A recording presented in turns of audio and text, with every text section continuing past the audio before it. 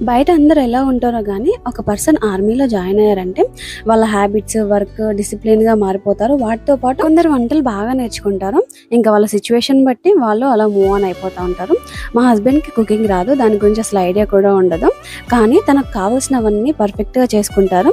Health విషయంలో, healthy food విషయంలో చాలా స్ట్రిక్ట్‌గా ఉంటారు. కాఫీ చేయడం తనే నేర్పించారు. ఈ కాఫీలో అస్సలు తాగను. కానీ తను నేర్పించిన తర్వాత కాఫీ తాగడం అయితే అలవాటు చేసుకున్నాను. ఇంకా వాళ్ళైతే వితౌట్ షుగర్ తాగుతారు.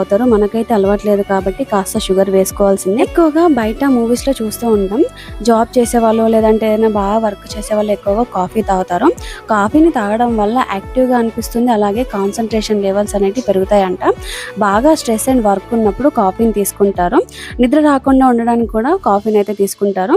అలా అని ఏది ఎక్కువగా తీసుకోవద్దు. మా హస్బెండ్ వల్లే ఇంత బాగా చేయడం నేర్చుకున్నాను కాఫీ. ఇప్పుడు తనకన్నా బాగా నేనే చేస్తాను. నన్నే చేసి ఇవ్వమంటారు. ఒకసారి ఇలా కాఫీని ట్రై చేసి చూడండి, బాగుంటుంది.